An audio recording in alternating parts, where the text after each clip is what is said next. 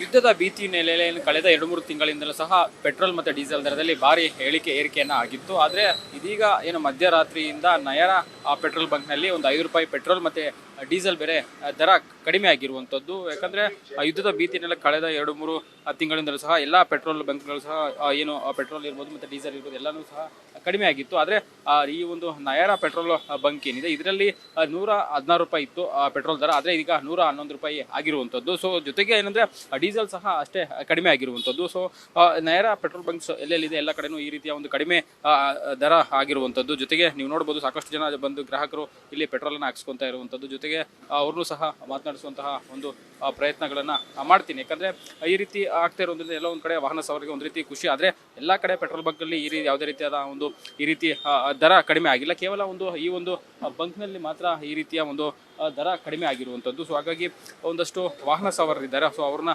ಮಾತನಾಡಿಸುವಂಥ ಒಂದು ಪ್ರಯತ್ನವನ್ನು ಮಾಡ್ತೀನಿ. ಯಾಕಂದರೆ ಈ ಒಂದು ಜೊತೆಗೆ ಸರ್ ಈಗ ಈ ಒಂದು ಪೆಟ್ರೋಲ್ ಬಂಕ್ನಲ್ಲಿ ಪೆಟ್ರೋಲು ಒಂದು ₹5 ಕಡಿಮೆ ಆಗಿರುವಂಥದ್ದು ಏನು ಹೇಳ್ತೀರಾ? ಏನು ಇವತ್ತು ₹5 ಕಡಿಮೆ ಮಾಡ್ತೀರಾ, ನಾಳೆ ₹7 ಜಾಸ್ತಿ ಮಾಡ್ತೀರಾ? ಬಗ್ಗೆ ಏನಿದೆ ಸರ್, ಕಡಿಮೆ ಮಾಡೋದು ಮಾಡ್ತಾರೆ. ನೆಕ್ಸ್ಟು ಮುಂಚೆ ಎಲ್ಲ ನಾನು ನೋಡಿದ ಪ್ರಕಾರ ಒಂದು 50 ಪೈಸಾ ಕಡಿಮೆ ಮಾಡ್ತಿದ್ರು. ಇವಾಗ ಹೆಂಗಂದರೆ ಒಂದು ₹5 ಕಡಿಮೆ ಮಾಡ್ತಾರೆ, ನೆಕ್ಸ್ಟು ₹2 ₹7 ಜಾಸ್ತಿ ಆಗಿಬಿಡುತ್ತೆ. ಕಡಿಮೆ ಆಗೋದ್ರಿಂದ ಏನು ಸಂತೋಷ ಅಲ್ಲ, ಏನೂ ಇಲ್ಲ ಸರ್. ಲಾಸ್ಟ್ ಏನೋ ವೆಸ್ಟ್ ಆಫ್ ಕಂಟ್ರೀಸಲ್ಲಿ ಯುದ್ಧ ಇರುವಾಗ ಜಾಸ್ತಿ ಆಗ್ತಾ ಇತ್ತು, ಪದೇ ಪದೇ ಆಗ್ತಾ ಇತ್ತು. ಆ ಒಂದು ಸಂದರ್ಭದಲ್ಲಿ ಯಾವ ರೀತಿ ಇವತ್ತು ಇವಾಗ ಇಲ್ಲಿ ಪೆಟ್ರೋಲ್ ಬಂಕ್ನಲ್ಲಿ ಕಡಿಮೆ ಮಾಡಿದ್ದಾರೆ? ಆ ಥರ ಏನೂ ಇಲ್ಲ ಸರ್, ಹೆಂಗಿದ್ರು ಜಾಸ್ತಿ ಆಗೇ ಆಗತ್ತೆ. ಇವಾಗ ಒಂದೇ ಸ್ಟ್ಯಾಂಡರ್ಡ್ ಅಂತ ಏನೂ ಇಲ್ಲ ಅಲ್ಲ.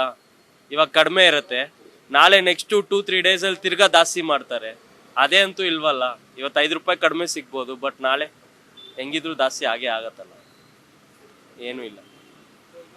ವಾಹನ ಸವಾರರಿದ್ದಾರೆ, ಸೊ ಅವ್ರನ್ನೂ ಸಹ ಮಾತಾಡಿಸ್ತೀನಿ. ಯಾಕಂದರೆ ಅವರು ಏನು ಹೇಳ್ತಾರೆ, ಯಾಕಂದರೆ ಇವತ್ತು ₹5 ಕಡಿಮೆ ಆಗಿರುವಂಥದ್ದು, ಮತ್ತೆ ₹7 ₹8 ಕಡಿಮೆ ಆಗುವಂಥ ಸಾಧ್ಯತೆ ಇರುತ್ತೆ. ಸೊ ಹಾಗಾಗಿ ಇನ್ನಷ್ಟು ವಾಹನ ಸವಾರರು ಏನು ಹೇಳ್ತಾರೆ, ಸೊ ಅವ್ರನ್ನೂ ಸಹ ಕೇಳ್ತೀನಿ. ಯಾಕಂದರೆ ಇಲ್ಲೂ ಸಹ ಒಬ್ಬ ವಾಹನ ಸವಾರ ಪೆಟ್ರೋಲನ್ನು ಹಾಕ್ಸ್ಕೊತಾ ಇದ್ದಾರೆ. ಸರ್ ಈಗ ₹5 ಪೆಟ್ರೋಲು ಕಡಿಮೆ ಆಗಿರುವಂಥದ್ದು ಏನು ಅನಿಸ್ತದೆ ಸರ್? ಇನ್ನೂ ಒಂದು ₹5 ಕಡಿಮೆ ಮಾಡ್ಬೋದು ಆ್ಯಕ್ಚುಲಿಗೆ. ಅಂದರೆ ಈ ಒಂದು ಪೆಟ್ರೋಲ್ ಬಂಕ್ನಲ್ಲಿ ಮಾತ್ರ ಆಗಿರುವಂಥದ್ದು, ಬೇರೆ ಕಡೆ ಎಲ್ಲೂ ಆಗಿಲ್ಲ. ಹೌದು, ಇದು ಪ್ರೈವೇಟ್ ಪೆಟ್ರೋಲ್ ಬಂಕ್ ಆಗೋದ್ರಿಂದ ಅವರು ಸಬ್ಸಿಡಿ ಇವ್ರಿಗೆ ಸಿಗಲ್ಲ.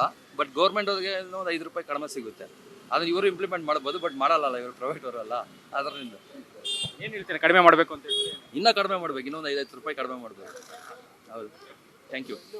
ವಾಹನ ಸವಾರರ ಮಾತಾಗಿರುವಂಥದ್ದು, ಅವರು ಸಹ ಒಂದು ಇದು ಮಾಡ್ತಾ ಇರುವಂಥದ್ದು. ಯಾಕಂದರೆ ಇನ್ನಷ್ಟು ಕಡಿಮೆ ಮಾಡಬೇಕು ಅನ್ನೋದು, ಕೇವಲ ಒಂದು ₹5 ಕಡಿಮೆ ಮಾಡಿದ್ರೆ ಆಗೋದಿಲ್ಲ. ಹಾಗಾಗಿ ಮತ್ತಷ್ಟು ಕಡಿಮೆ ಮಾಡಬೇಕು ಅನ್ನೋದು ಸಹ ಹೇಳ್ತಾ ಇರುವಂಥದ್ದು. ಗ್ರಾಹಕರು ಇಲ್ಲಿ ಬಂದು ಬೆಳಗಿಂದನೂ ಸಹ ಪೆಟ್ರೋಲನ್ನು ಹಾಕ್ಸ್ಕೊತಾ ಇದ್ದಾರೆ. ಸೊ ಹಾಗಾಗಿ ಜನರು ಹೇಳ್ತಾ ಇರುವಂಥದ್ದು ಪ್ರೈವೇಟ್ ಪೆಟ್ರೋಲ್ ಬಂಕ್ನಲ್ಲಿ ಮಾತ್ರ ಕಡಿಮೆ ಆಗ್ತಾಯಿದೆ, ಆದರೆ ಗೌರ್ಮೆಂಟ್ ಪೆಟ್ರೋಲ್ ಬಂಕ್ಗಳು ಮತ್ತು ಇರುವಂಥದ್ದು ಅಲ್ಲಿ ಸಹ ಕಡಿಮೆ ಆಗ್ತಾ ಇಲ್ಲ ಅನ್ನೋದು ಹೇಳ್ತಾ ಇರುವಂಥದ್ದು. ಅಂದರೆ ರೇಟ್ ಕಡಿಮೆ ಆಗಿದೆ ಅನ್ನೋ ಅವ್ರಿಗೆ ಗೊತ್ತಾಗಿದೆಯಾ ಅಥವಾ ನೀವೇನಾದ್ರು ಹೇಳ್ತಾ ಇದ್ದೀರಾ?